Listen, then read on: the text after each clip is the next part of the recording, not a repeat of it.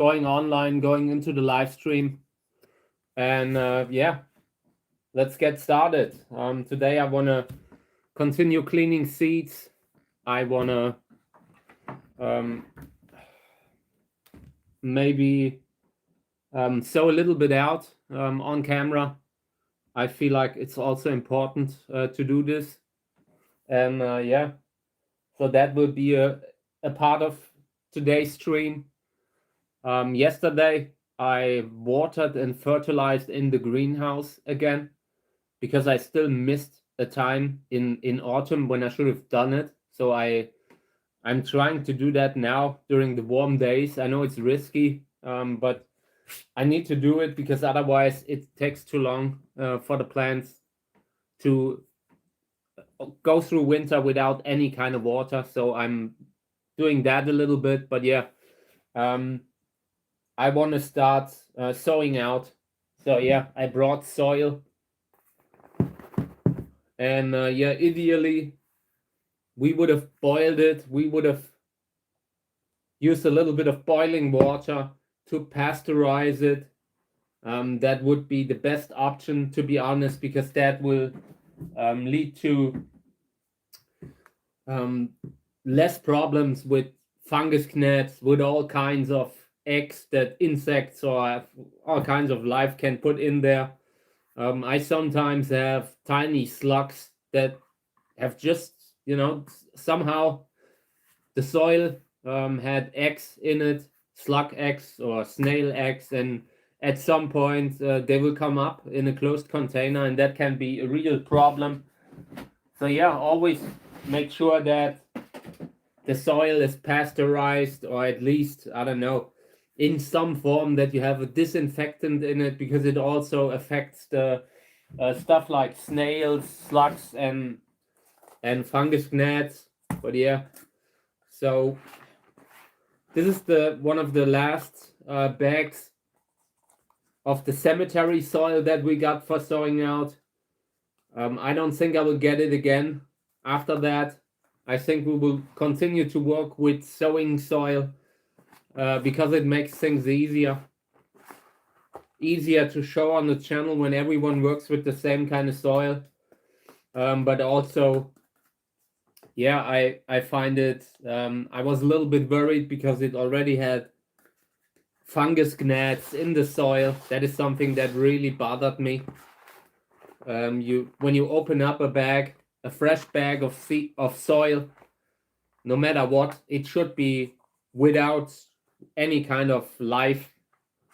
I know it's not always possible, but dealing with fungus gnats in a closed container can be pretty rough. I really recommend dealing with that beforehand, or if you have that, get another brand, because some brands have a better protocol about making sure that everything is clean, than others. So yeah, hey guys, welcome to the stream this morning.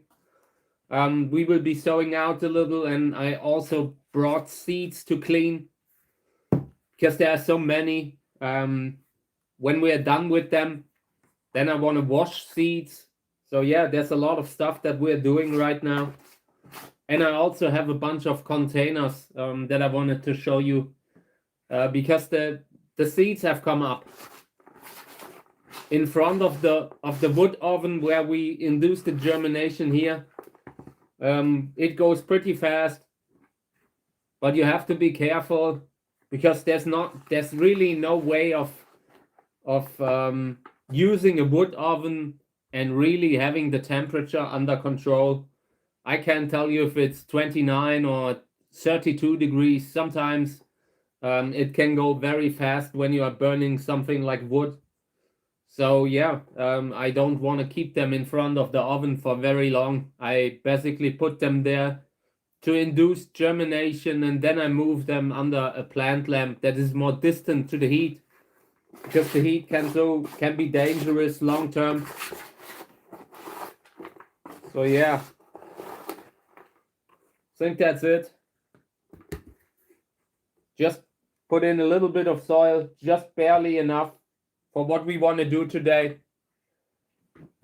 So yeah, let's see what I have in regards to seeds. I want to continue with sowing out the Uwe Kala seeds. They're just so good. Yeah. So long term, we will show a lot of Uwe Kala plants on the channel. It's just a breeder that influenced me substantially in my hybrid crosses. And I also, every time he sends me seeds, I would sow them out. That's just too good stuff not to sow it out. So yeah, but in this one, not many seeds in this one, but we will still sow them out. It's just a good cross. So the cactus seeds just sprinkled on top of the soil. That's really important. You really need to do it like that, because if you cover the seeds, they will probably not come up, or you will only have a few seedlings here and there. They're so tiny, so fragile, that even soil can damage them in the first months. Pretty much the first months. They can come up when covered, but very often they just wait for better conditions. And if those conditions do not happen, then you've wasted seeds that could have come up, that had the potential to germinate. So yeah. So this is a Uwe Kala cross from 2023, 85, WH16, 15, KA70, no, KA57, crossed with Zizala. Both parents sound like they are great. But yeah, we'll see how it goes. And I also take general questions. If you want to ask something, like have problems sowing out, whatever, just write it in the comments. And also whatever, you know, I'm happy to give my opinion on all kinds of stuff. So here's something that I do not know but want to sow out. The hybrid is called Akami, Wörlitz Cantora Gelb, and the father is Sisala, also great hybrid. I've discussed that one before. I haven't been able to show Sisala on the channel yet because I don't have it. I only, when I get new hybrids, it's usually very late. The fact that I'm growing Bamboy is just because I know Uwe, and he sent me one when he could have got a lot of money for it instead. And I really appreciated that, you know, because that was at the time when Bamboy was very new. It went crazy on sites like eBay. And yeah, I only have that one because he gifted it to me. So Cisala, I want to show it when I have it at some point, but it will definitely take a little bit longer. And if not, we're just sowing out stuff that involves Cisala, you know. There are so many of these Wörlitz hybrids by now. There's no need to grow them all. We can just create our own hybrids here on the channel. And when I say our own, I mean, in these cases, it's by Uwe. I mean, the plants that are new that we can work with for the future.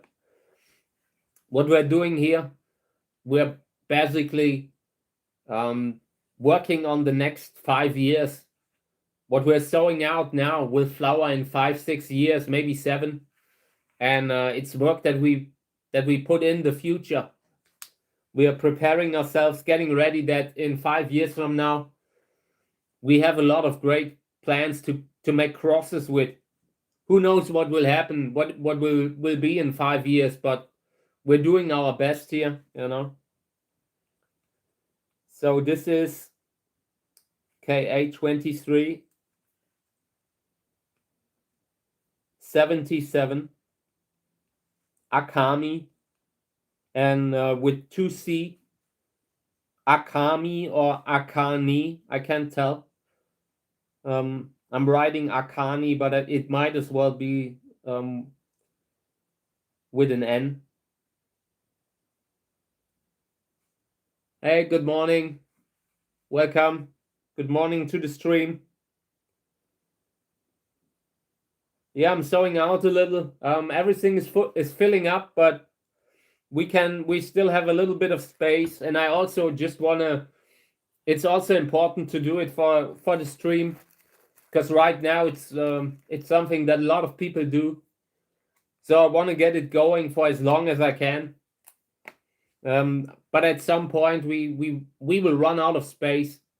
I already had to move to put a little thing, a little rack for more seedlings under the lamp, because everything is starting to be crowded. So we will maybe sow out another 20 or 30 containers, but then I fear we must slow it down a little bit. But it's a lot of fun. A lot of the containers that we planted in the last weeks have come up. I have 2, 3, 6, 8, 9 containers that are full of seedlings, new ones that I haven't shown before. So that is great.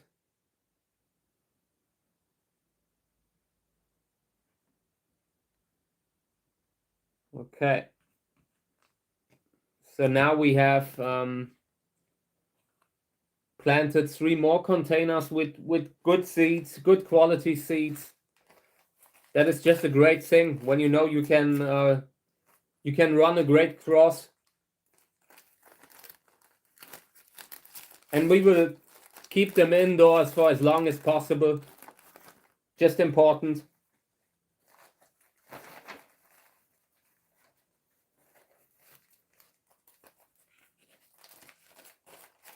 Okay.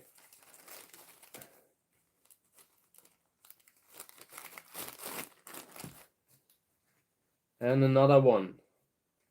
And then I want to water them a little bit. Not much, but just a little bit. The soil is already pretty humid, and that is how I like to work with the soil, because if you look at it here, this is how the soil comes out of the bag. You see, it's a consistent mass. But when you let it dry out, this is how it looks when it has dried up. It's pretty puffy, and you cannot get it fully like the way it used to be before it dried. When you're sowing out, this can become a problem because the soil behaves a little bit like flour. You put in, like, it kind of washes the seeds away. Once you put water on this thing and you're trying to induce germination with seeds, it will just pick the seeds up and carry them away, sometimes in between these new created like, I don't know, concentrations of soil. So yeah, it's often good to not let soil completely dry out. That is the thing that I realized when sowing out, because a lot of these kinds of soils, they are not made they usually should not dry out completely, because the peat in there will turn into a brick. It will just put everything together, like when you're working with cement. So letting stuff dry out when you're using an organic soil, that can be really problematic. There's some soil that can dry out without compacting, without turning the whole root system into a brick. But a lot of them do it. So keep an eye out for that. Ideally, try to keep the humidity in the soil, in the bag of soil, so it doesn't completely dry out in the bag. That is really a big thing, because the consistency of the soil needs to be right to sow out. Otherwise, the seeds will fall into the cracks and just not come up. They need to have a certain kind of humidity in the soil. They need to have a certain kind of structure. The seeds cannot be washed away. It's really important. Okay. Here's a Flying Dragon hybrid crossed with Zizala. We will sow that out, definitely. If that one can accept the pollen, then it could be amazing. If this one will bring the flower color from Zizala into a Flying Dragon kind of flower, that would be amazing.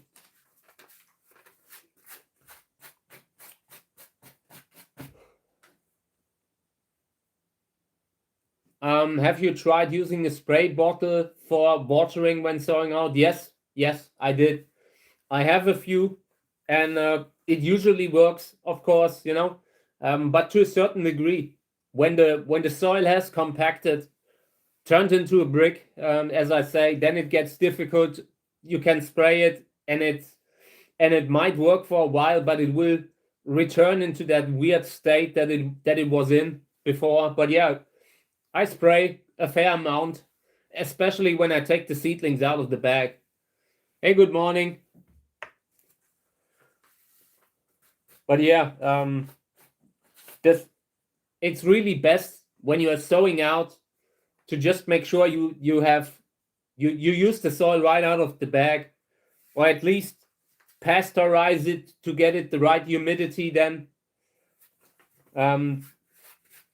that makes things a lot easier, because the moment you have that puffy kind of soil structure, it will not the seeds just cannot come up. They will be in contact with wet soil, but the soil has this kind of puffy structure that just isn't able to induce the germination. I'm not sure what it is.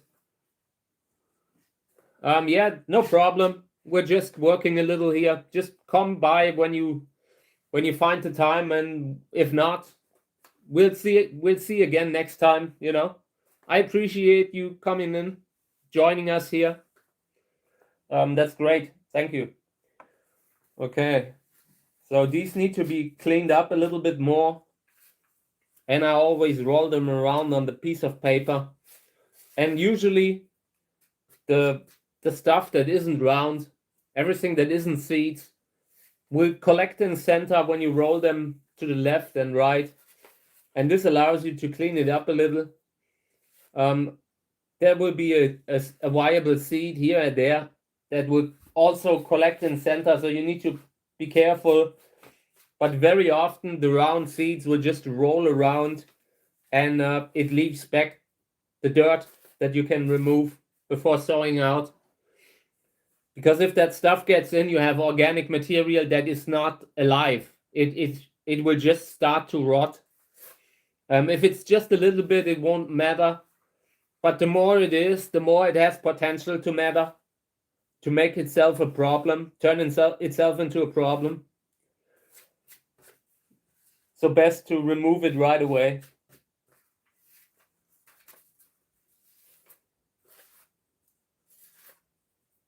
So yeah, when I'm done with these three, then I want to continue with the seeds, with cleaning the seeds from the season. I have brought a few more paper towels that have dried seeds on them that we cleaned. If you want to know how to clean seeds, check out the video that I did. I did a few. Maybe we're doing more over winter, but for now, we're just trying to bag the seeds that we have already cleaned. And we have cleaned a lot, and at that point, it's important to get everything packaged and ready for sowing out. If you just have them lying around on a piece of paper, that is bad. You cannot use them then. That can be a great disinfectant, usually in the concentration of 1.5%.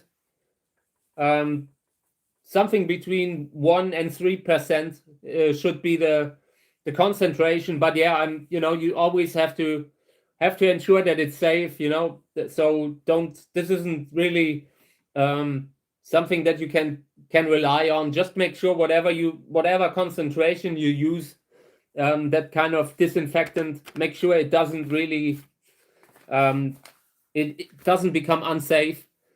Because the higher the percentages, if you have it in a closed container like this, and you have a percentage of, let's say, 3%, it can start to bubble in there just from the disinfectant, and sometimes even it can be too much for the bag. And yeah, so just keep the concentration of the disinfectants as low as possible in order to avoid that. But yeah, usually at a percentage of 1.5% or something like that, it should be enough to disinfect the seeds, but without causing problems for germination. That is actually one of the best disinfectants that you can use.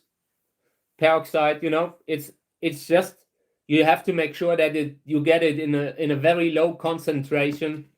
It's not only a problem for the work. You need to make sure you don't get it into your eyes, and you also have to make sure that sometimes it's you cannot buy it in high percentages. Back in the days, it was easier, and you had longer time. You could just dilute it to 1.5% and disinfect everything. But today, the most you can get, maybe, I don't know, 3% or 10%, something like that.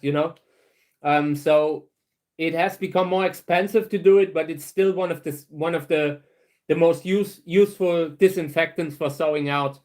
A lot of people also use that kind of fungicide, that yellowish thing. I don't recall what it's called, but I didn't really see a lot of use in it. If you would use something like that, 1.5% should be all right, should disinfect reliably without causing problems. But yeah, always read what's written on the label, to make sure it's safe and all that. Okay, so let's label this KA23 132 WST 144 no WST 14, I think. It's crossed out, hard to read. 1414 KA4 Flying Dragon hybrid with Cantora crossed with Zizala. Really a cross that sounds great on paper. That could be great, but we will see. It will depend on. Sometimes you have two parents that are great, that sound amazing on a piece of paper, but they just do not translate to a great flower. That can happen. So we'll see how it goes. I have grown a few of these Flying Dragon hybrids, and they look great. The ones that I have, and I have 3 or 4 mother plants that I use for breeding, they are all great in their own way. Do you remember what your first cactus ever was? And when did you get it? I remember I was somewhere in school, and I was like maybe 17 or something like that, 16, 17, maybe a little bit younger even, and I got a cactus. A girl from my class asked me what I want for Christmas or what I want for my birthday. I don't recall what it was. But I don't know why I said that. I just said I want a cactus, and she took it like, she really, looking back, I think she really liked me, but back then that didn't occur to me at all, So I got this big cactus, like that big Echinocactus grosoni, like these huge barrel kind of cacti, and that was the first cactus that I got, I think. And I got a Gymnocalcium horsty, like one of these smaller ones. And these two were the first cacti that I got. It wasn't enough. Like at some point I failed with how I did it. It's just a classic way of trying something new. And when I said I want a cactus, I didn't even think that wasn't really serious even. It was just some subconscious thing. maybe life was always destined for me to go into that direction, just because I said cactus at that point. But yeah, I got a great cactus for my birthday or for whatever, and I had it for many years. I haven't seen that the person who gave it to me in forever, maybe 20 years, 15 years. So I hope we'll see again one day. But I will always remember that. And then later I got more into the columnar cacti. In my 20s, that was the time when I really started to be interested in growing columns. But the climate where I lived was so bad. It was too cold. It rained all the time. And it was very hard in the beginning. I lost a lot. When you get started and you do it the way I did, I was actually not I was too poor to do it. I didn't have the right conditions. I should have built a greenhouse right away, or at least something comparable. And I wasn't able to do that. So I mostly failed with what I did with the cacti for a very long time. And in the years when I brought my plants into the house in winter, just overwintering them indoors, they never really flowered. That is something that only started when I was able to get a greenhouse, to start working with a greenhouse. A greenhouse has really opened a lot of doors for me that were previously just closed, because it is hard to grow cactus indoors. Today, with the lamps that we have today, it has gotten easier. But back then, the best plant lamp that was around, they were very expensive. They cost a lot of electricity to run them. And that was an HPS lamp at the time, and they were really charging so much electricity that I wasn't able to afford it. So yeah, in the beginning, I had to make the same mistakes that everyone else does when they take on something new, a new hobby. Growing cacti is not easy. So yeah, wasn't really easy to get to a point where I was able to not only keep them alive, but keep them happy and flowering. And it takes a lot of work, a lot of continuous work every day. I just, like yesterday I had to do some work to make sure that the cacti will be all right next year. I've been watering and fertilizing them right now, and it's actually too late. It's actually too cold already. But when it's super sunny during the sunny days, I water them a little, fertilize them, just so I can give them a little fertilizer for over the winter, to make them ready to have enough nutrients over the winter. So it's a continuous effort that it takes. You cannot do what I do here where I live and do it in a way where you're not fully focused and behind it. It's just I realized that I saw that in the years where I wasn't doing so well, when Snoopy passed away, or when my wife moved out. You are instantly in a situation where you do not where you are not at the top of your game the way you should be. You have to be to grow them here. Yeah, and the greenhouse helped a lot. So constant effort every day, and a greenhouse, and that works. But everything you try to when you try to skip something that is important, it won't work. So yeah. So I want to write this last label, then I have one more, and then we'll do the seeds. These seeds really weigh on me, because it's so many, and I want to get them into the bags now. It is, when you're a cactus breeder, you always have seeds that you are cleaning all the time. Yesterday I harvested another fruit in the greenhouse. So it's still not, there's still fruits that are ripening inside the greenhouses.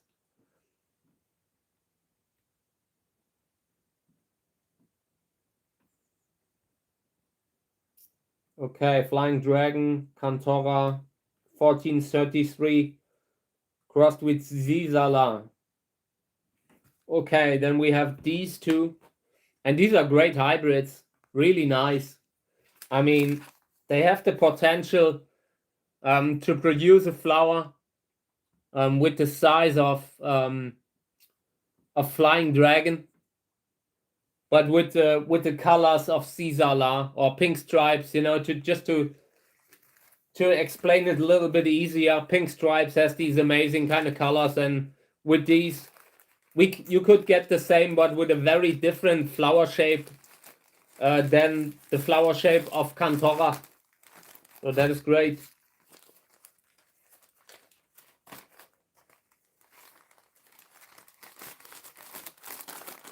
So yeah, I'm making sure that the plants come through the winter, and I will have to do I have one more greenhouse where I want to fertilize once more before the winter, and I will do that in the next days. Next time we have a very sunny day, I will do that. It just needs to be warm enough in the greenhouse so the soil dries again overnight. But it's still risky right now. It's already getting cold. We had night frost this morning. But on the other hand, in spring, I've water and fertilize already in March. So, and in March we still have a lot of cold temperatures, sudden night frosts. We have that a lot in spring. So they should be able to take it. Okay, so here's something new. These are all great crosses. I can only say it every time I'm looking at the label. We really need to make sure we can grow them out if necessary. We have to sort out a lot of plants, and I think I don't know, we need to also put a few on the compost bin. Unfortunately, I don't see a way around it. Some plants can't be saved. Sometimes you need to sort out, and I just don't have the resources to ship around. I don't, unfortunately. Shipping plants is really difficult. It's not. You need to make sure that the plant is in great condition, that has a beautiful kind of epidermis. Little problems, skin problems here and there, they are always a deal breaker when you're giving something away. I really try to, when I give away plants, even locally, they need to look great. If not, they will just go onto the compost in the future. So, and that is unfortunate, but we need to do it. I need to be able to grow these out. If you look at all the seeds that we're growing just from one year, that's a lot of stuff. Okay, take care. So yeah, the mother in this cross is a hybrid called Lapa. I haven't seen it, but it is said to be colorful. And the father is KA19 4A6. That's something that I haven't seen before. And the parents are Caesar crossed with pink stripes. That's a great kind of cross. Okay, I will sow out more of these in the future, but for now we leave it at that.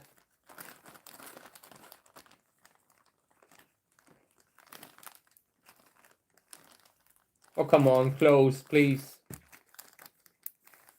Okay. So now let's check the seedlings that I've sown out, that we've sown out from the last couple of days, because I already placed them besides the table, so we can just as well check on them a little bit to see if everything's all right.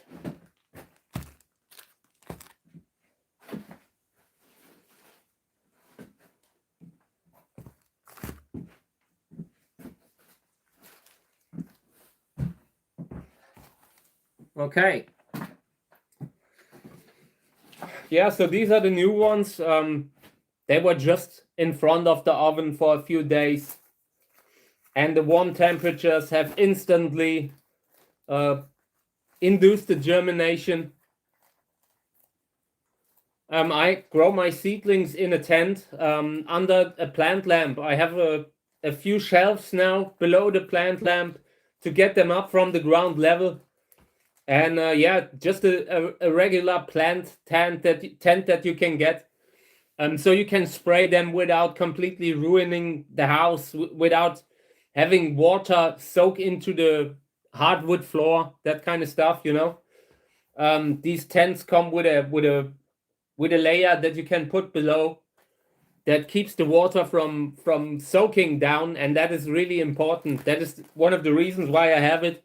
I want to be able to spray everything, and the lamp that I'm using is just a basic mass hydro kind of lamp, and it's not a, you know, I can't even say that is a particularly great lamp.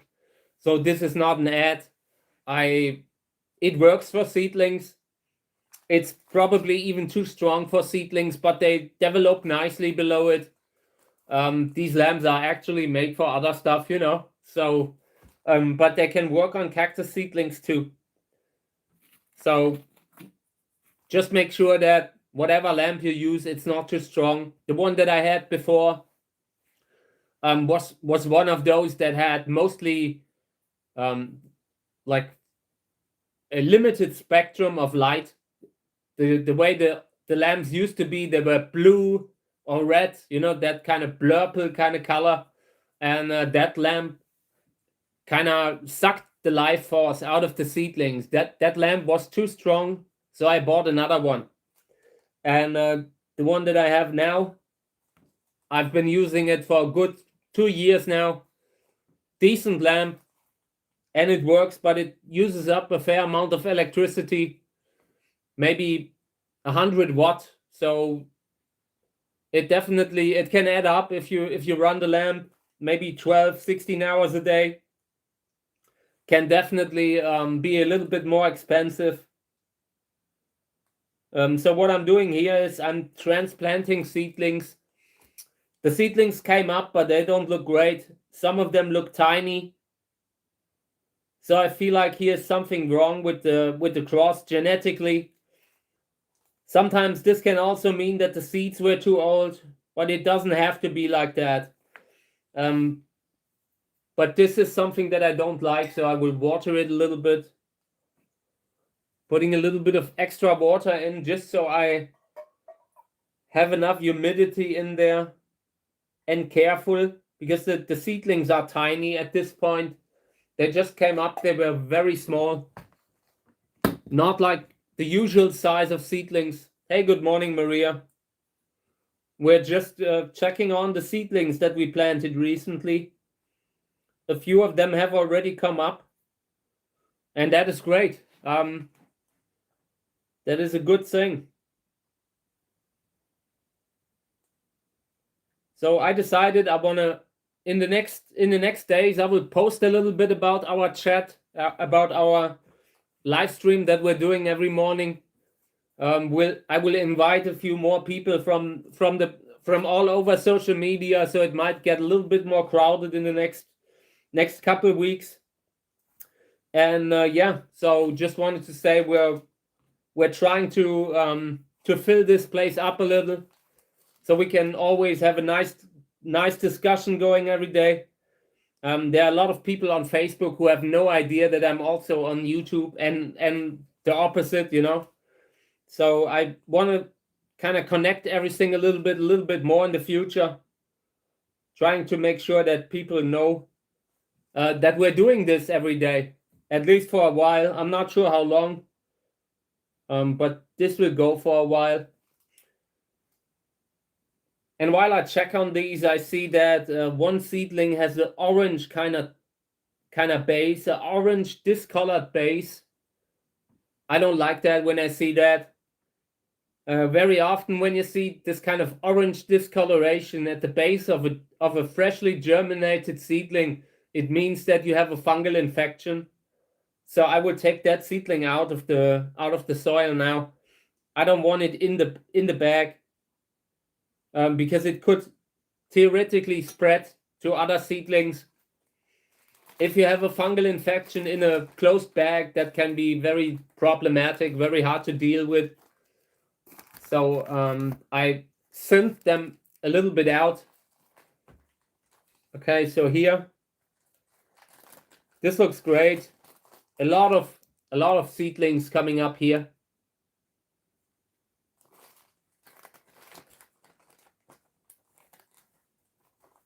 And yeah, these will go under the lamp. They will get maybe 12 hours of sunlight every day under the lamp.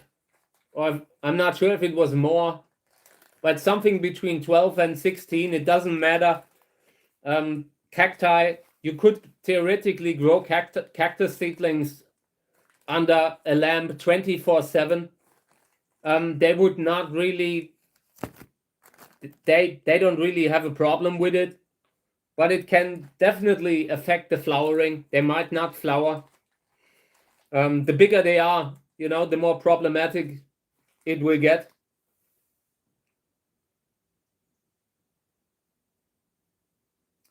Dave is talking about a purple colors on the seedlings. It's an indicator for stress. It can be a reaction to sunlight. It can be a reaction to drought. It can be a reaction to cold weather outside. You can see this. There are certain plants that turn reddish when they get a little bit of frost.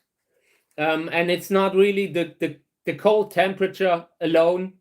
It is the stress that triggers something in the plant. I assume it's some kind of protection against whatever factors are stressing it. So you need to look into the specifics. You need to look into the environment and find out what causes the purple discoloration. In most cases, it is too much sunlight for cactus seedlings. Too much sunlight, especially bad in combination with lack of water. Lack of water can be a huge problem for cactus seedlings. Yeah, I mean, if you live in a country that is currently going into winter, then that can be a factor too. I mean, the cactus seedlings that you're growing, I mean, if they're 4 centimeters tall, they are probably already a little bit older, right? Like from maybe a year ago or what? 4 centimeters. I mean, that's usually the kind of size where I already consider moving them into the greenhouse. Within the first 3 to 6 months, they shouldn't really get a lot of frost. You know, they shouldn't experience cold weather, because they will stop growing during year-old seedlings. They can deal with that. They will just kind of slow their metabolism down over winter. And when the sun comes, of course, they will kind of get a little bit of stress also from the cold temperatures. But during winter, it's usually not a problem. The biggest risk with this purple discoloration is just that it happens over summer and you fail to act on it, because that is necessary, because the purple discoloration shows you something. And during the summer, it's usually too much sun. And when they are in that setting too long, they will just continue to get smaller and smaller until they are gone, you know? So, and in winter, I don't really do anything about that. Yeah, shade cloths can be important at the beginning of the season. It really depends on how hardened up the seedlings are. Usually you should harden up the seedlings already a little bit, so that, I mean, the plants already get sunlight throughout the winter too.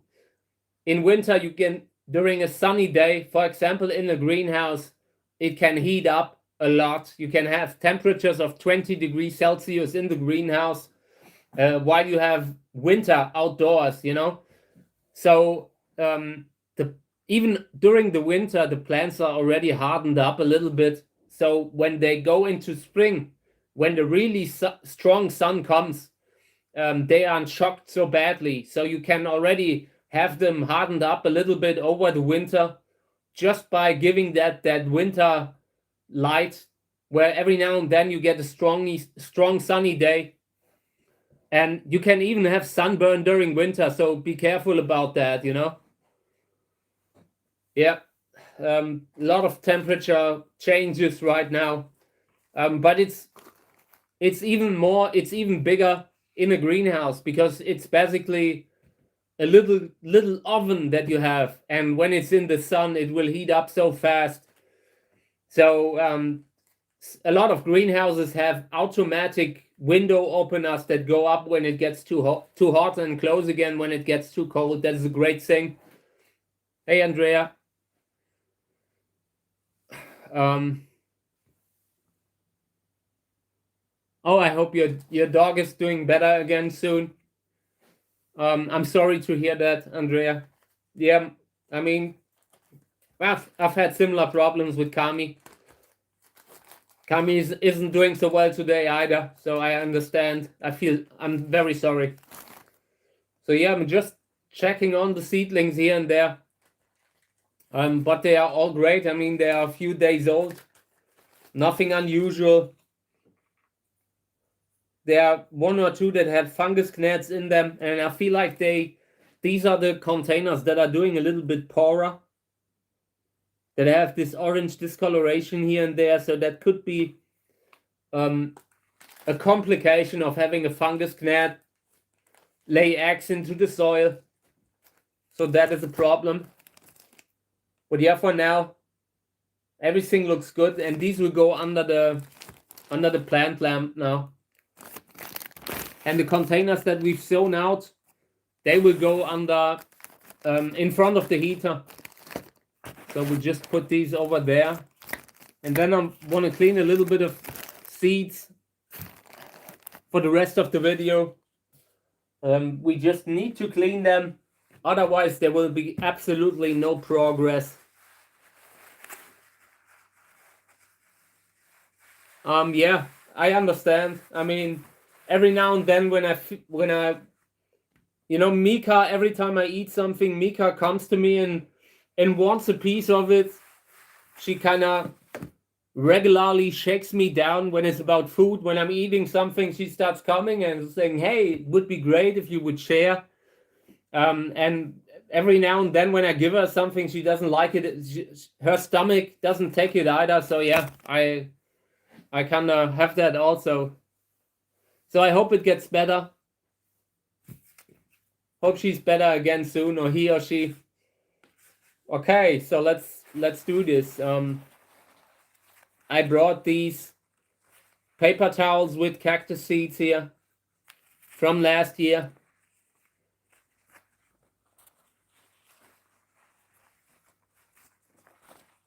Okay. All right, so I brought this thing here, and that is where I scraped the seeds into this whole little box. So because yesterday when I did it, a lot of them rolled around. They rolled down from the piece of paper that I had. So doing it now here, and that will help us a little. The cross is Teleflora hybrid from last year, and really small seeds, so I feel like they might have a very short germination, very short lifespan, so we will have to keep an eye on that. For now, I'm just cleaning them up a little before I bag them, but these need to be sown out very fast.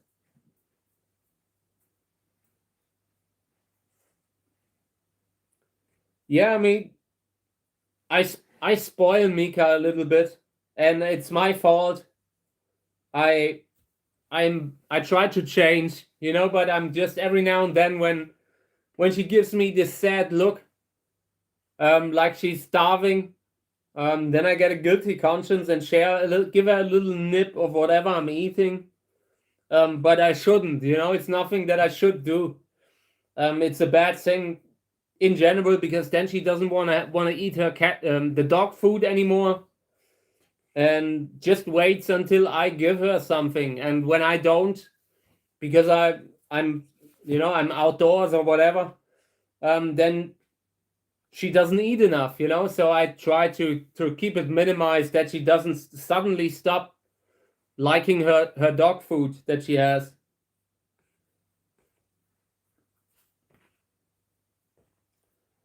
But yeah, basically behave like a grandfather, something like that, grandparent who lets the young ones do everything they want, because they kind of are at a point in their life when they just try to give her everything that she needs. That's how I see it with Mika. I just want her to be happy, and but I shouldn't, that's something where I know that on the long term the dog food might even be better. Thank you.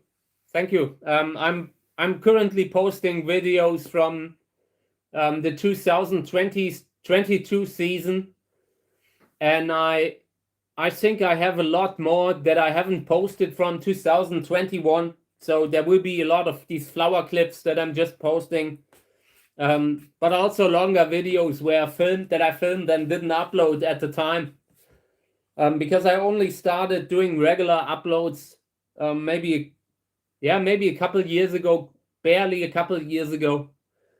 I was realizing that I was filming all these videos, and I wasn't uploading them because I didn't have the time, because it takes so much time to upload videos from the desktop computer. When I do it from my smartphone, I do it always in between work. Every time I take a break, I already upload during the summer, during the main season. So I upload every day.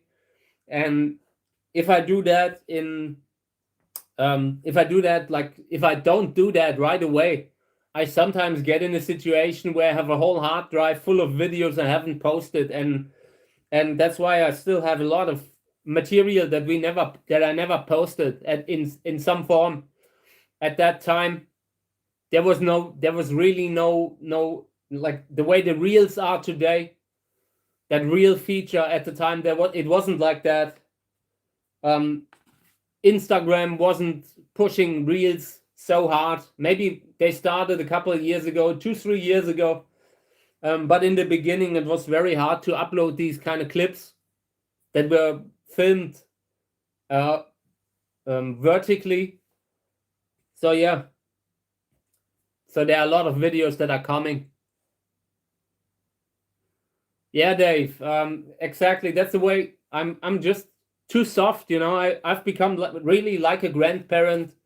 And if I'm eating a cookie and she gives me this sad look, I might even give her a piece, and of course that's not healthy. So I only do it very I don't do it too much, because I don't want her to have weight problems, but it's a problem that I have. I just want to make her happy, and I don't know, that's one of the few mechanisms that I have to where I feel like, I can give her something, make her happy, What seeds I'm sorting out? I mean, I'm currently cleaning seeds. I'm basically cleaning the seeds from the current season, and these are seeds from videos that we filmed the whole year, the whole summer. I did a lot of hybrid crosses on the channel, and in the videos I always said, okay, today we're crossing this hybrid and we're using pollen from that hybrid. And these are the seeds that came from all that, These are the crosses that we made the whole year. And yeah, they need to be sown out, because otherwise they would just expire at some point. So I'm cleaning them now, so I can either sow them out on the channel or do a giveaway at some point where we give some away. We'll see what we do with them. But at first they need to be cleaned, and there are so many. It's a never-ending wave of seeds. That's just normal when you're a cactus breeder. You have so many seeds and so little space. That's what makes it so hard. I should be sowing out my own crosses and nothing else. But these are just great crosses too. On the long run, it will improve the quality that I am able to show on the channel. It will improve the videos. There will be amazing flowers on a regular basis, and that's also great, you know, trying to improve the stock that I'm working with. Take care, mates. Take care, Dave. See you soon. So yeah, this is Teleflora, and this is a good hybrid. It's one of those hybrids between Sorensia telegonus and what was it? Echinopsis aerisi grandiflora. And that is not Trichocereus grandiflorus. It's the Echinopsis, a small, with beautiful pinkish sepals. So good kind of plant, cool body. These plants have been misidentified as Trichocereus brevispinulosus in the past. So they are cool. They have a reputation as brevispinulosus. So these are really good and we need to grow them. Thank you very much, Andrea. I'm trying my best, but it's always a lot of work. Apricot Glow, I have one. I like Apricot Glow. It is a cool hybrid. But I'm not working a lot with it. I'm not breeding a lot with it. I make crosses when it flowers. But sowing out, it is one of the plants where there's a high risk you will get a smaller kind of flower. The flower has such an amazing kind of color that the hybrid itself looks great. I have it in my collection and I'm glad that I still have it. But it doesn't flower every year.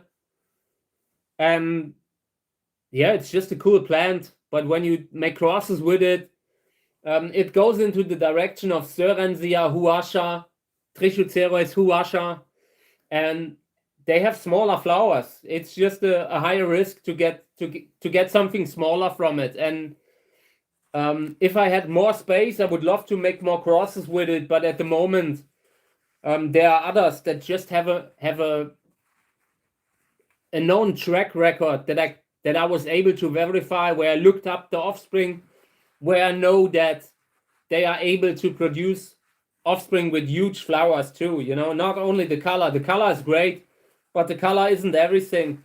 You also need to have a certain size. It needs to open wide, and a lot of these huasha hybrids don't do that. They have a smaller kind of flower, more like Lobevia, because huasha is basically, it's close to Lobevia, to that whole genus of Lobevia. That's why it was placed in Sorensia now and no longer in Trichocereus. The flowers just have a tendency to be a little bit smaller. And day flowering. Yes, Apricot Glow has a very nice kind of color. It looks like it glows. On the photos that I took, on all the videos, it looks amazing. Flower didn't really stay open very long, I think. But what it doesn't have in regards to size, it definitely has in regards to the color. It is a legendary hybrid. And if you can plant it out, it will grow into this amazing cluster that flowers and flowers. It's the kind of plant that I would plant out if I would live somewhere in California or something like that, you know. That could be a great climate to plant one of those out. Flying saucer planted out, awesome, would be amazing. In a greenhouse, it still looks awesome when it flowers, but it's a little bit less useful here. Also with the limited space.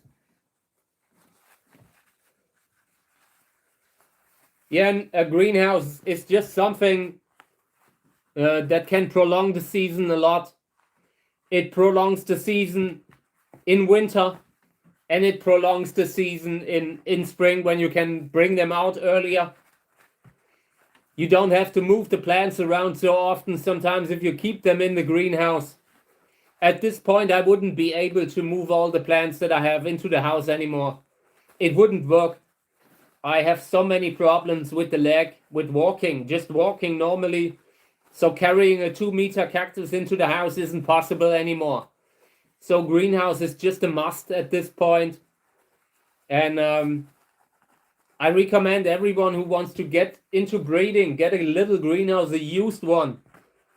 Really, everything can work. The first greenhouse that I had, and I got that from a DIY store, and it was a cheaper one. At the time it cost 600 euro, and even that was already a good quality, because it came from one of these markets that have a reputation to lose. When you buy a greenhouse and you have to buy a cheap one, make sure you buy it from someone that isn't just reselling China stock, mass produced China stock that very often you find a good price, a good smaller greenhouse just in one of those markets that sell DIY stuff. Garden stores sometimes have a greenhouse, and they are often cheap. They're a good compromise of cheap but also useful kind of greenhouses. You can get one if you want it new, maybe 500 euro, but if you get a used one, you can get it even cheaper. You just have to be lucky, keep an eye out for the market for one that is currently sold on some kind of classified ad marketplace, eBay kind of thing. You just have to pick it up. But yeah, that is also something you need to be able to do. Takes a little bit longer. Okay. So yeah, this one here is a flying saucer cross that we did in summer.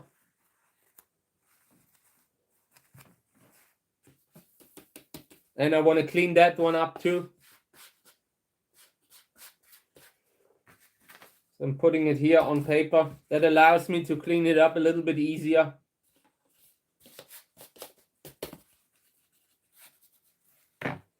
Okay.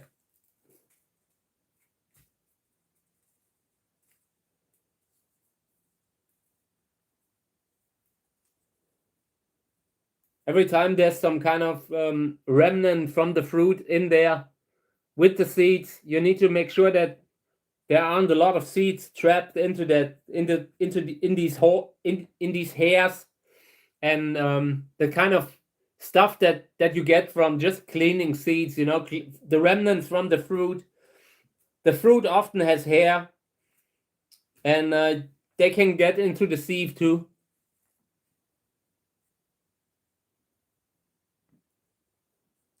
Yeah, Andrea, look, in regards to heating the greenhouse, make sure you get something like a digital thermostat. When you get a greenhouse, make sure you get something where you can regulate the heat, so the heater doesn't run all the time.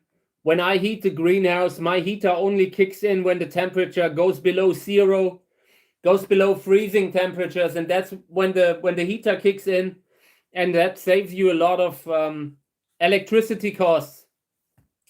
In the next days, we will put the heaters into the greenhouses, and I will film it too, so you can see that on the channel. You can see what I used to over winter. And I've been using these small greenhouse heaters for at least 6-7 years now. And it works. They are reliable.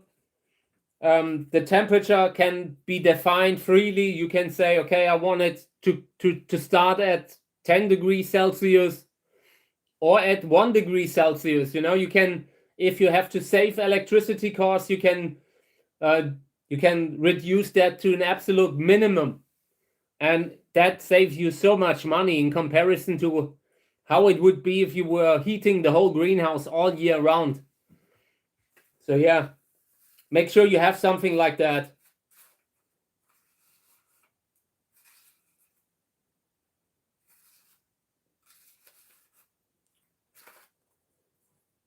So here, over here, you can see the stuff on the right.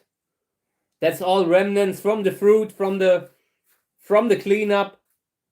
Usually you do at least two cleanups one after the other to get the seeds cleaned, to avoid having this kind of material in the final seeds that you are sowing out. And this is after the first cleanup, after the first round of cleaning. So yeah, and this can all go down here. This is all stuff that I do not want to have in my seed bag when I sow it out.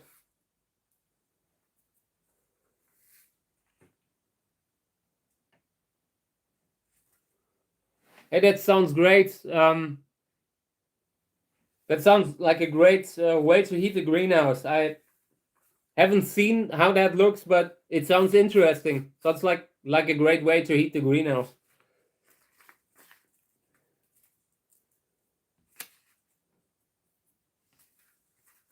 Long term, I want to put some of these solar panels on the greenhouse to keep the electricity costs even to get them even lower, because it's all expensive if you add it up.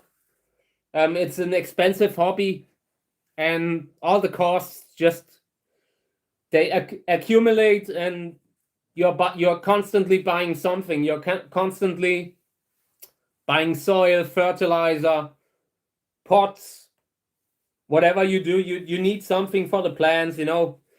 And I try to get it to a point where the electricity costs are fully covered by whatever the solar panel can take in, but that's still in the future. But I want to do that in very soon, like at some point when it's getting a little bit better. We're trying to build something that can heat our greenhouses.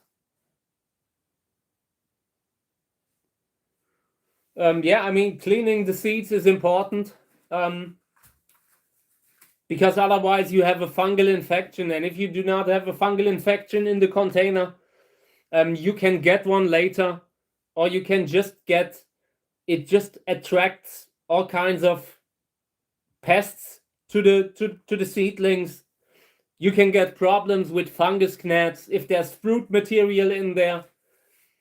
There's a lot of sugar in the fruit, in the pulp, and when you do not clean that off well enough, then it can negatively affect the germination, the viability.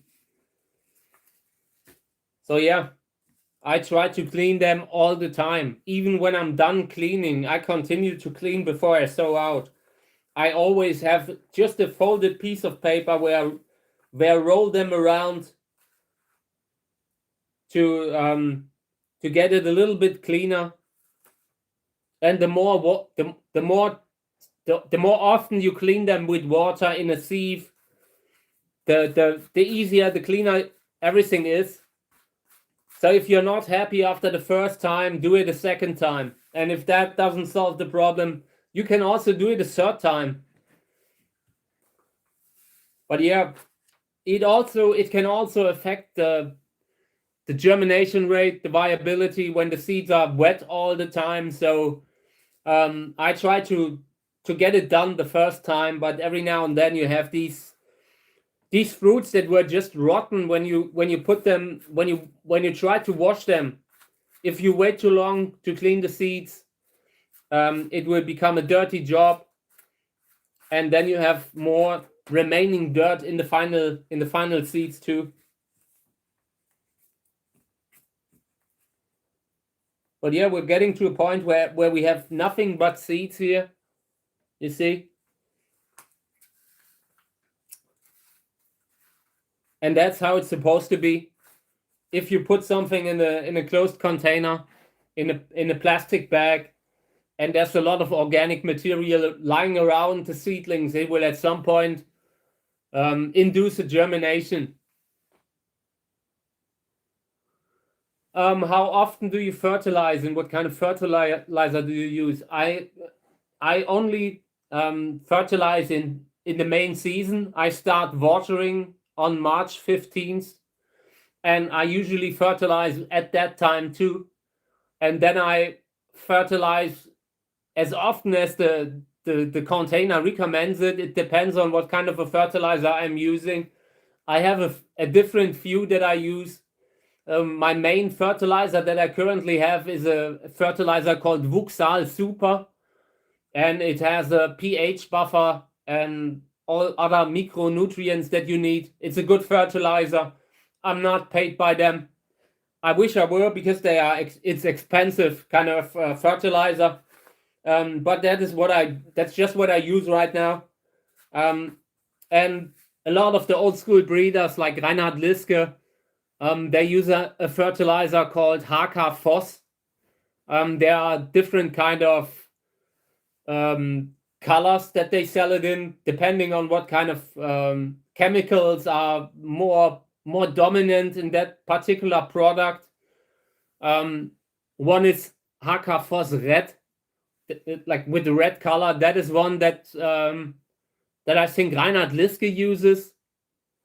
And I used one that was called Soft Novel for softer water, for a softer pH level. And yeah, that is one that I've used too. And both will do the trick, will do the work, and the plants will flower great. The latter, like the latter fertilizer has I think it has a K value of 30. So very high K and lower nitrogen and phosphorus. And yeah, the other one has a more balanced 886 or 668, something like that. Has a more balanced value. But yeah, there's so many great fertilizers that you can use. You just have to experiment. In my experience, both Vuxal or HK Phos, both will be great. You just have to be careful that you do not burn the plants with a too high concentration. And the Vuxal is a little bit safer because it is explicitly sold for sensitive crops. And that is something that you can use on seedlings. And yeah, in summer, main time, maybe every time I water every couple of weeks or so, 2-3 weeks, every 2-3 weeks, fertilizing them during the watering can be great. Right now, I do not fertilize the seedlings because they are still in the soil, where they have a lot of nutrients left that just came with the soil. But overall, at a certain point, I also start fertilizing them. The moment I start taking them out of the bags and move them out, I don't like fertilizing in my house, because it's always a little bit dirty. It's always a dirty job. You drip everywhere, and I don't want to have too much fertilizer in my home. But yeah, the moment the seedlings have reached a certain size, I fertilize them, maybe after 6 months. And ideally, depending on how much nutrients are in the soil, you should probably start after 3, 4 even. But in that case, the percentage should be lower, maybe 1/5 or 1/10 of the concentration that you would use for large plants. Make sure that you do not burn the very fragile seedlings, because that can happen with fertilizer. Sometimes they are melting. They are melting away when the fertilizer is too strong. Yeah, I mean, we are starting seedlings here on the stream every day, or at least every week. So just get started, and if you have trouble, write the questions down. I'm happy to help.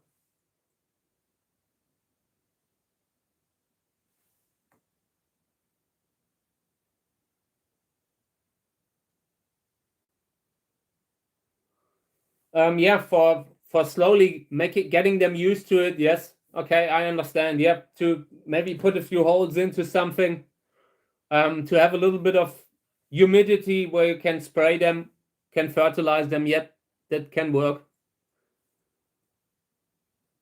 Seed starting mixes. Look, I really recommend don't try to reinvent the wheel in the beginning, because the more complicated you make it, the more problems, the more factors can happen that negatively influence your whole operation.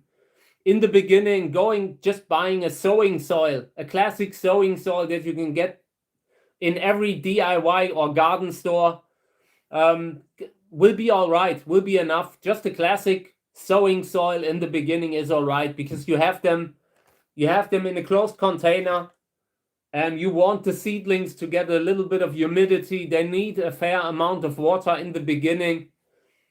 So classic sowing soil will already be enough to get started. You do not have to have that fancy kind of mix. A lot of people would never get that, because it takes a little bit of time and experience. You need to know why you put in a certain mineral. And even then, sometimes when you're sowing out, the classic sowing soil can still have a better success rate, just because it's more, it is more forgiving, you know. It is a little bit more forgiving in regards to drying out, because in a mineral mix, a common problem is that the seedlings, that the drainage is too much, that the water drains too fast. So in the sowing soil, that is not a problem. The water can remain in the soil a little bit. The seedling has time to take it in over the roots. And if you have it in a mineral medium, sometimes it goes so fast that there isn't even enough time that the seedling can take in the water, even in a closed container.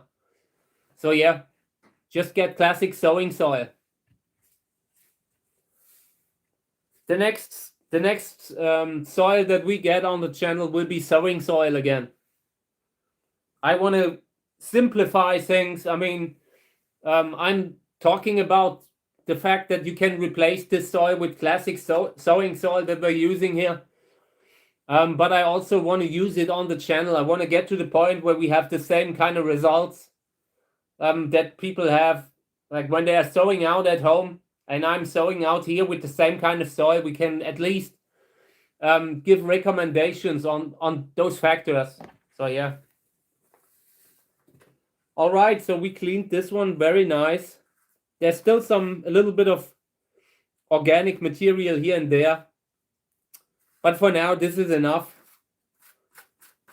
Next time I'm taking them out of the bag, we will continue to clean, and until then, this is all right. This will be enough.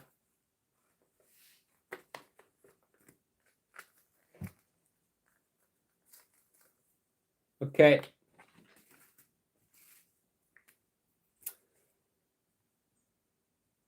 Flying saucer, classic hybrid. Did a bunch of really good crosses this year with it.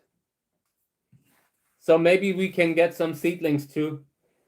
Flying saucer is one of the plants where I say, no matter how advanced you are as a breeder, you can always sow out flying saucer and get something amazing. There's never a time when flying saucer becomes too bad of a plant. You know, it's such a great hybrid, one of the best of all time. So even when you're doing this hobby for 20-25 years, you would still sow out flying saucer seeds. At least the experienced breeders would. Unless you are going after something very specific like ruffled flowers, or and even then you could try getting the ruffles into flying saucer. That would be a great idea for a cross, just getting a ruffled version of flying saucer with otherwise the same kind of flower. That would be great.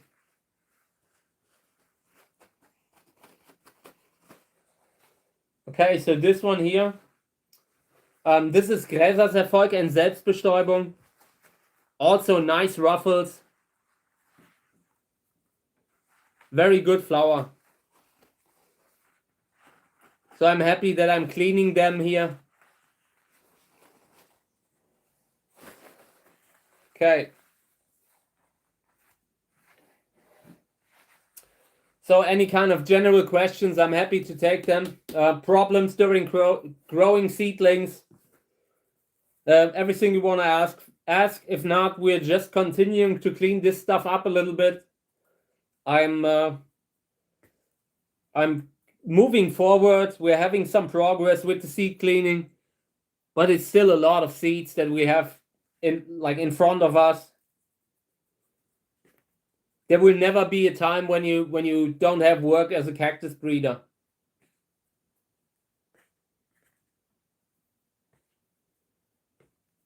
So I'm just removing little pieces of hair from the fruit.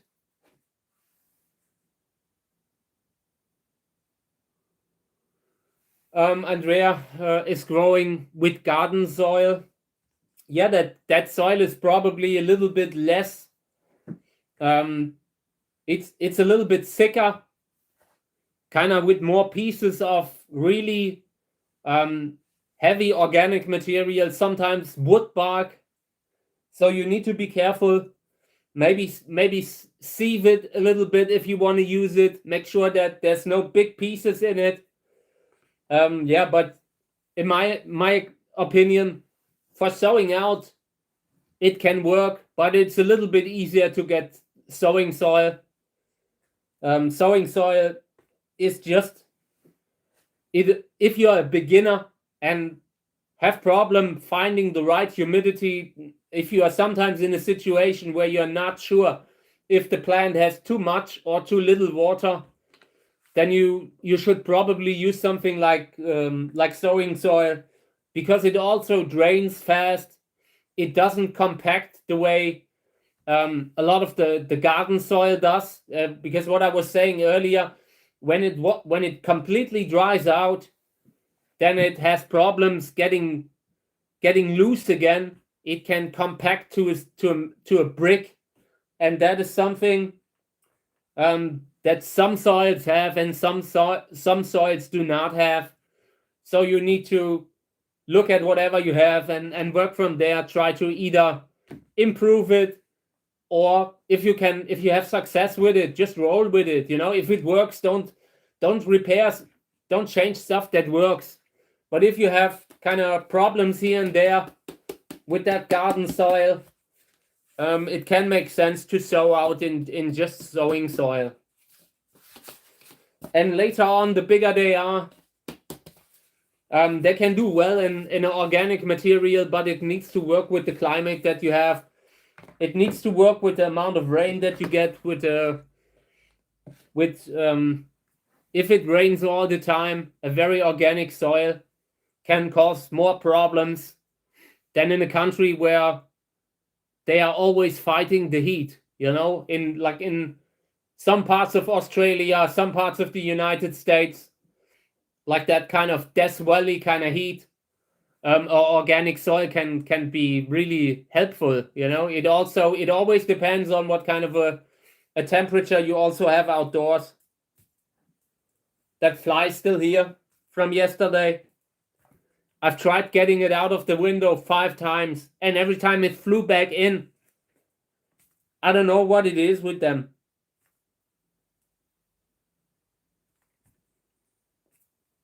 Okay.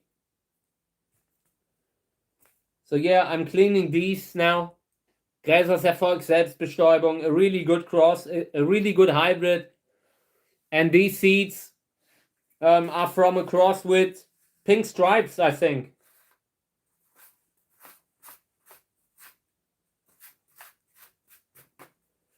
So the goal is to get ruffles on a pink stripes kind of color. And hopefully we will get that this year. We'll see how it goes in the next season. And currently there are a lot of people posting hybrids that I made from the last years. People from Australia posting cool stuff. So maybe we will see something like that this year from me. would be great. I've been making crosses with pink stripes for years, so that could be awesome.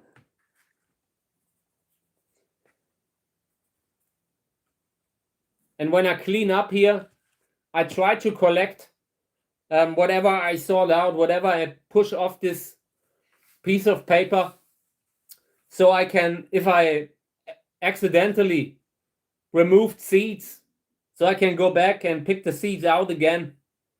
Once you're done, you just discard everything that's in here that's left, but of course you don't want to discard viable seeds. So when I'm cleaning up, it can help to clean up into another bigger tray that you have below, where you can go through again later and pick the 5, 6, 7 seeds that have rolled in there too.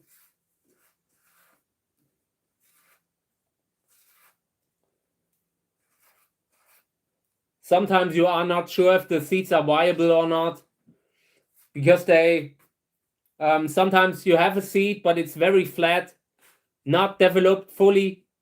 In these cases, you can at least look into the other tray and see if that is a round seed, if it feels like there could be enough in it to grow a seedling or not.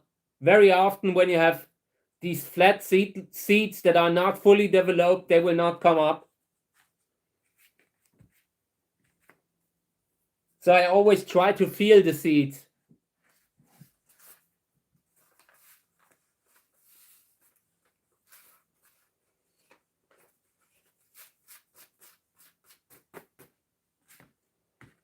Okay.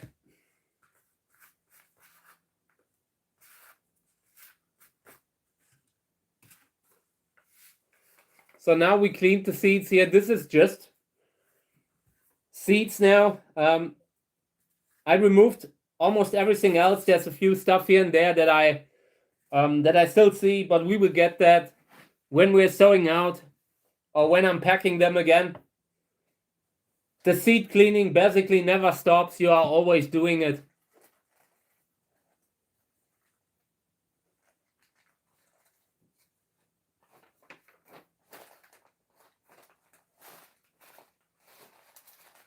Okay.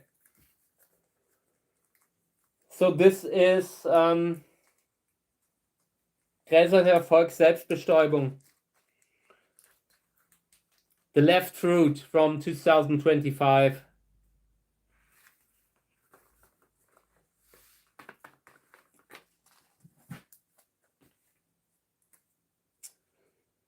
Okay, hybrid from 2025.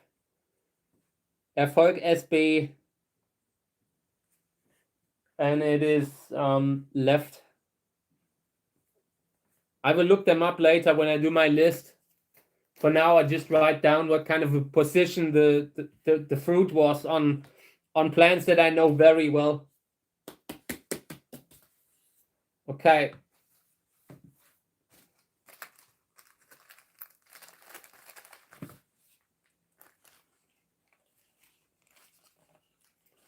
So yeah, I just wanted to say I got a lot of nice comments over the night or the last 2 days by people who watched the videos. Also, a lot of people who watched the stream afterwards, after it's been filmed. And I wanted to say thank you again. It's fun doing this. It's fun seeing how people appreciate it, how people love it. So yeah, it's great that I'm very happy that I did it. I always kind of had these concerns about streaming, but so far it's going great.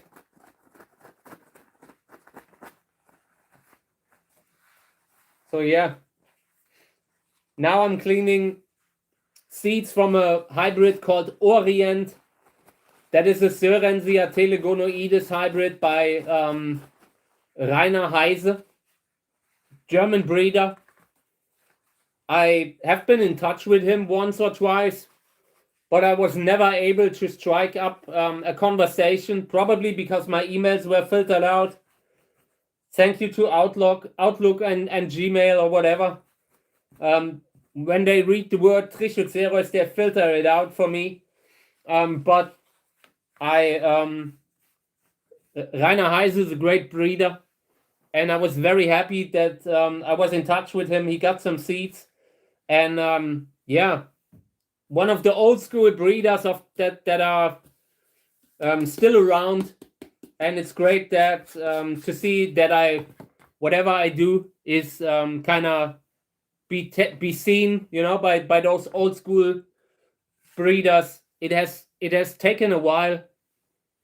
The channel in the beginning, when I started the channel, everything was a little bit, they were kind of giving it funny looks, some people, because it was in English, and a large part of the community in Europe, like a lot of German breeders, so it was kind of unusual for them that I did it in English.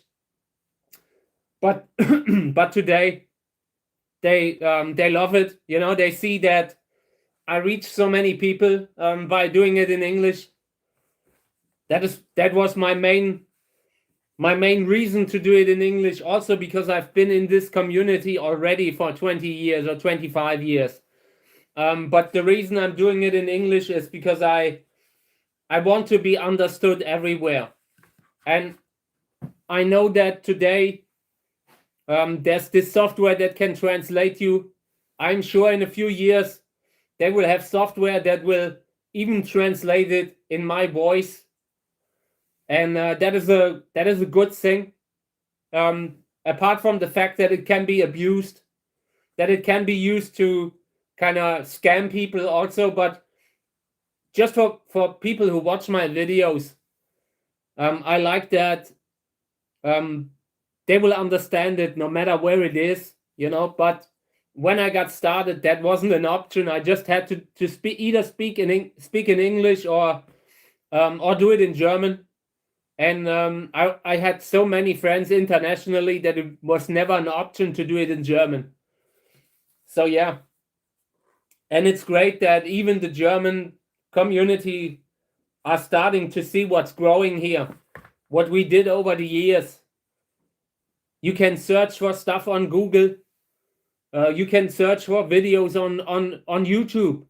And there's no way around the channel now. You will find it at some point. And that is great. That makes me very happy. It was a long road until this point. And I'm glad that I'm at that spot. We never know where the journey ends, but we're in a great position right now. Okay. Trying to just clean these two without losing too many.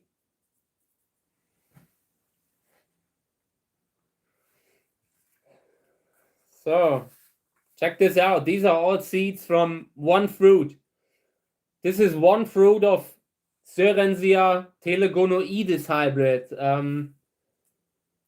Orient. And a lot of these telegonoides hybrids, they are kind of self-fertile. So I'm never fully certain if something is a true hybrid cross or not.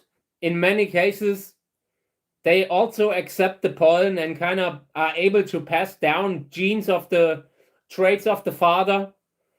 But they just have a high dominance in these crosses. So a lot of the flowers come after the mother. It's kind of interesting, but it isn't reliable all the time. So there's always the chance to improve the flower.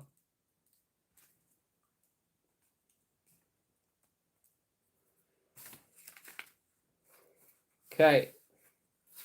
Yeah, and just like with the others, I'm cleaning up a little here. This part of the process is really something that you can only avoid by doing another cleaning run under the water, under flowing water and a sieve. By doing another run, you have the seeds even cleaner, and that is probably the best way. But it also costs a lot of time when you are cleaning 500 seeds. You need to clean them, let them dry, and then clean them again. Or you just do not stop when you clean them the first time, and it takes like 20 minutes, half an hour to clean one kind of fruit. It really depends on what kind of a fruit you are cleaning, what kind of seeds, how the pulp, how thick the pulp is, if it goes through the sieve or not. These are all factors that you need to keep in mind. So yeah, and yesterday I was watering in the greenhouses, and yeah, and tonight it was cold again, frosty weather. So I want to get everything ready for winter very soon, in the next days. Welcome back, Dave. I'm not doing much very long anymore. I mean, I'm already 1.5 hours in, maybe a little bit, maybe 15 minutes, and then I need to take a break again. After a certain while, I can feel the voice starting to fail. So I need to, every now and then a break again. But I still have a little bit of energy. So we're cleaning this one definitely. And within the next days, we will check the bigger seedlings again, because it's already a few days after we checked them the last time. Are you a big fan of the films Predator? I actually am. I mean, I saw the original Predator movie when I was a child, when I was a teenager, and I've been a big fan. I've had a big poster of Predator 2, like one of these. It was some kind of plastic material that you could put a light behind. And at some point when I was a dumb child, I gave it away. I sold it for maybe 100 marks back then. And it was a great poster, and I regret that I sold it.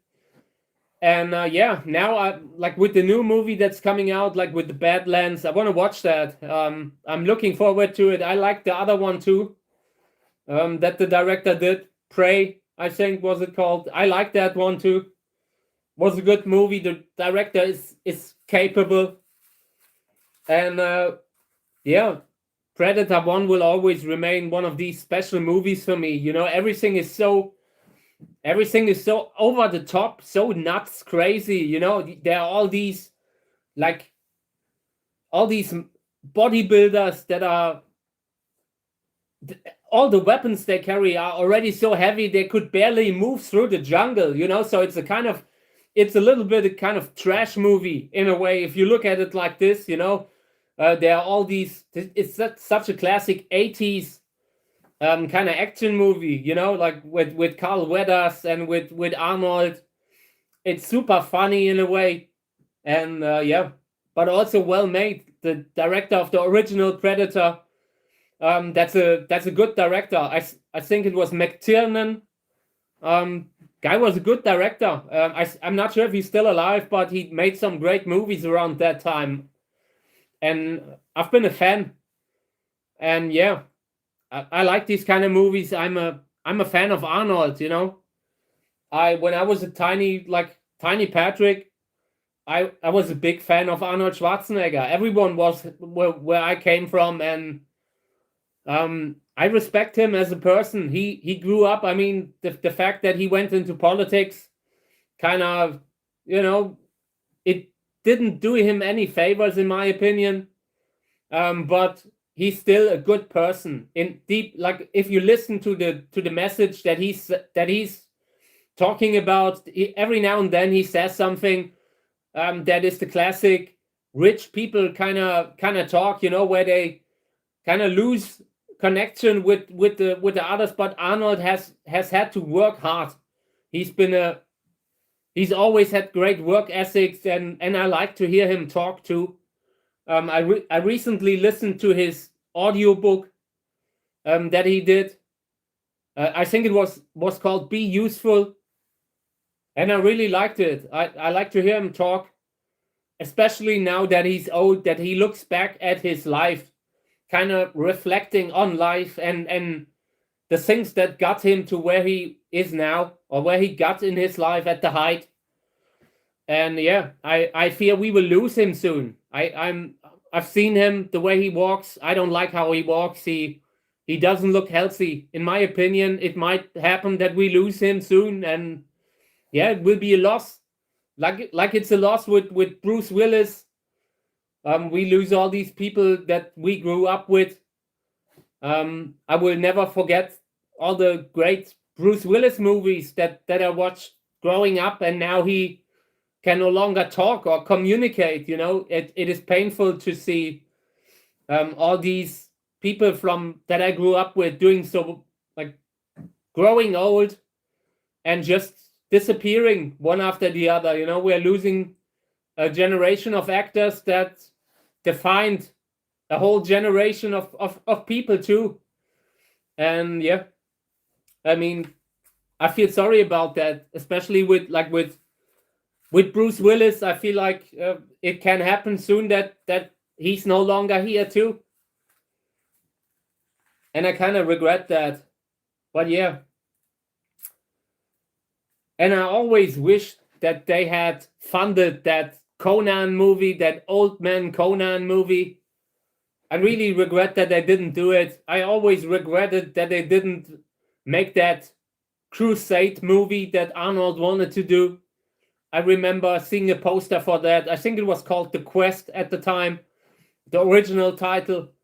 It never happened. It's one of those Arnold projects that I always wanted to see.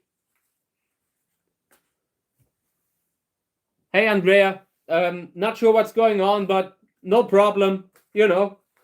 We all sometimes write stuff and realize it wasn't like what we wanted to say. So yeah, no problem.